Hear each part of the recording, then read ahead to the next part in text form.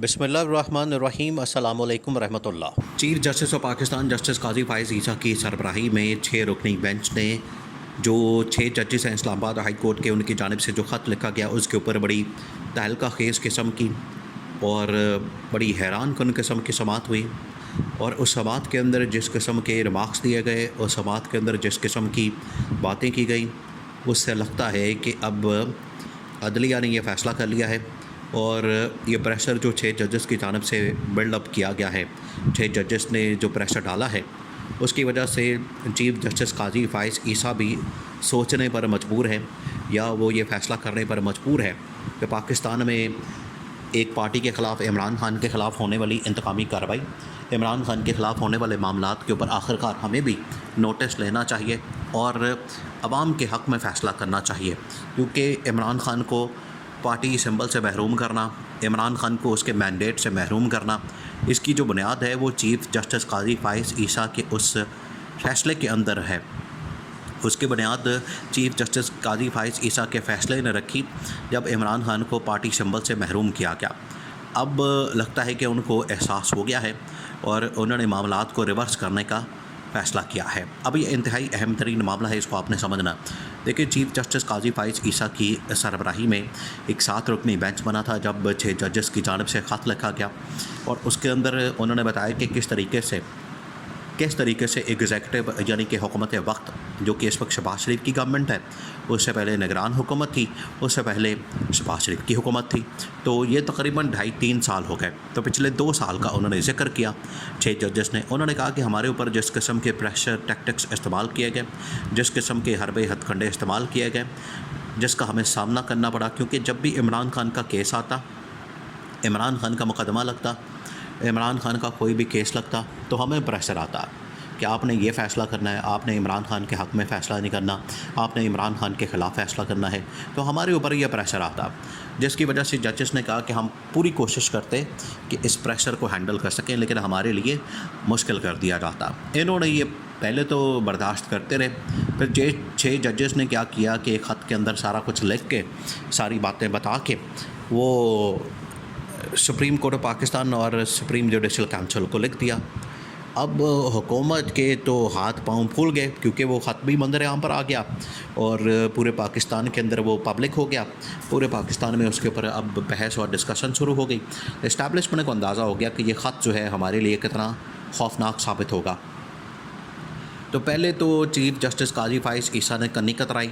उसने पहले हिचकिचाहट का मुजाहरा किया कि मैं किसी तरह से इसमें से निकल जाऊं और मैं इस्टेब्लिशमेंट से जो फ़ायदे ले रहा हूं वो फ़ायदे मैं लेता रहूं और मैं इस्टेब्लिशमेंट के साथ मिलकर गेम में खेलता रहूं, मैं विकेट के दोनों जानिब खेलता रहूं, मैं अपने आप को इंसानी हकूक़ का अलम बरदार, जमहूरियत का चैम्पियन और अदलिया का बड़ा अलमबरदार साबित करता रहूँ, आवाम के अंदर मेरी बड़ी जय जयकार होती रहे और साथ में मैं इस्टेब्लिशमेंट के साथ भी मिलकर मैं डबल गेम करता रहूँ, उधर से भी फ़ायदे उठाता रहूँ। जैसे ये मामला सामने आया तो उसके बाद चीफ जस्टिस ने ये काम किया कि शहबाज शरीफ को कहा कि आप एक कमीशन बना दें, एक रुकनी, उसके अंदर तसद्दुक़ जिलानी को शामिल किया गया। तसद्दुक़ जिलानी ने माज़रत की। आखिरकार ये मामला सुप्रीम कोर्ट में आ गया और ये एक 7 रुकनी बेंच बन गया। अब 7 रुकनी बेंच ने उसकी सेकंड समात की, यानी कि दूसरी,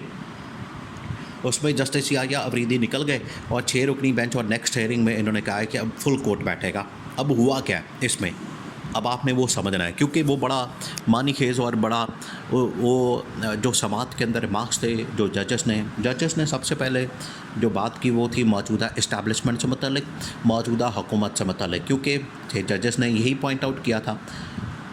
अब चीफ जस्टिस को मजबूरन ये बात करनी पड़ रही कि हमने किसी सूरत भी जो मुदाखलत है, इंटरफेरेंस है इस्टेब्लिशमेंट की या इदारों की या एग्जीक्यूटिव की, वो हमने बर्दाश्त नहीं करनी। और ये सारी मुदाखलत उनको पता है कि की जा रही है इमरान खान के ख़िलाफ़। इमरान खान की मुखालफत में ये सारी मुदाखलत हो रही है, इमरान खान की मुखालफत में ये सारे हरबे हथकंडे इस्तेमाल किए जा रहे हैं और इमरान खान के ख़िलाफ़ ही ये सब कुछ हो रहा है। इस वजह से चीफ जस्टिस ने कहा कि मुझे अब बाकी जजेस का भी ख्याल रखना है, बाकी जजेस को भी मैंने ऑन बोर्ड लेना है, क्योंकि कुछ जजेस के ऊपर देखें, ये जो कैंपेन चलाई गई पिछले दिनों जिस तरीके से जस्टिस बाबर सत्तार के ऊपर, जस्टिस मोहसिन अख्तर कियानी के ऊपर, कि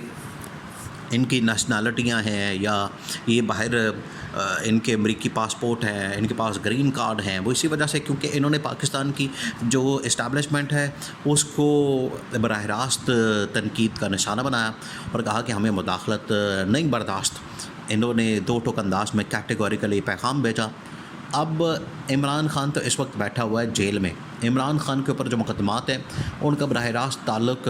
हुकूमत वक्त और इस्टेब्लिशमेंट के साथ है और उसमें अदलिया जो है अदलिया का कंधा इस्तेमाल किया जाता है। जब अदलिया का कंधा इस्तेमाल होता है तो आवाम को पता लग जाता है, जिसकी वजह से अदलिया की जो साख है वो मुतासर होती है। तो अदलिया ने कहा है कि हम तो कम अज़ कम इसमें से निकलें, हम तो इसमें से क्लियर हों, हमारा तो इस मामले से कोई दूर दूर तक ताल्लुक़ नहीं। हमें पॉलिटिकल केसेस के अंदर एक तो अव्वल ये कि जाना नहीं चाहिए, पहली बात। दूसरी बात ये कि अगर हम चले भी जाते हैं, अगर हमें ये घसीट देते हैं, अगर हमें किसी तरह से ये ले जाते हैं, तो हमें उस मामले में कम अज़ कम मेरिट के ऊपर फ़ैसला करना चाहिए। क्योंकि जब हमारे ऊपर प्रेशर आता है कि आपने इमरान ख़ान के ख़िलाफ़ फ़ैसला करना है, आपने फ़लाने के ख़िलाफ़ फ़ैसला करना है, आपने फ़लाने के ख़िलाफ़ फ़ैसला करना है, तो फिर हमें मजबूर किया जाता है। लेकिन जजेस ने कहा कि अब हम मेरिट के ऊपर फ़ैसला करेंगे। मेरिट के ऊपर जब फ़ैसला होना है तो ये बात आप ज़हन में रखें कि इमरान ख़ान के हक़ में फ़ैसला होना है। अब सुप्रीम कोर्ट ने वाज़े तौर पर कह दिया कि हमें किसी की मुदाखलत, किसी की इंटरफेरेंस, वो चाहे कोई भी इंटेलिजेंस एजेंसी हो, इस्टेब्लिशमेंट हो, वो चाहे हाज़िर सर्विस हो, रिटायर हो, हमने किसी की जो मुदाखलत है वो बर्दाश्त नहीं करनी। अब ये जो इसका जो कंक्लूजन इसमें से निकलता है वो यही है कि इमरान ख़ान पिछले 2-2.5 साल से 3 साल से ये जो कहता आ रहा है कि मेरी हुकूमत को जिस तरीके से गिराया गया,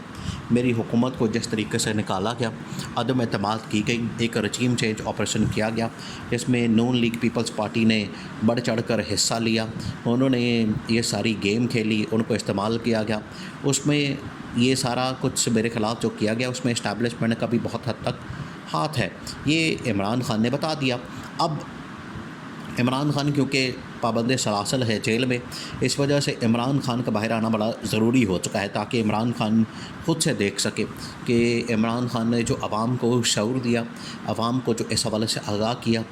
इमरान ख़ान जो एक इनकलाब लेकर आया, वो इनकलाब जो है इस वक्त इदारों में नज़र आ रहा है। चीफ़ जस्टिस ऑफ पाकिस्तान तक पहुंचा हुआ है और उनको भी रियलाइजेशन हो चुकी है, एहसास हो चुका है कि अब ने किसी तरह से इमरान ख़ान को रिलीफ देना है, हर सूरत में देना है, क्योंकि इमरान ख़ान को पाबंद सलासल करके जो 3-3.5 करोड़ वोटर है उसकी हम तौहीन नहीं कर सकते, तज़ीक नहीं कर सकते। ये तो तौहीन और तज़ीक किसी सूरत काबिल बर्दाश्त नहीं और ये अब जजेस को एहसास हो गया है। इस वजह से जजेस ने इसके ऊपर इतने सख्त रिमार्क्स दिए हैं कि इस्टेब्लिशमेंट भी परेशान है और हुकूमत भी परेशान है। लेकिन ये जो समात है असल में ये इमरान ख़ान की फ़तह है, PTI की फ़तह है और 25 करोड़ आवाम की फ़तह है।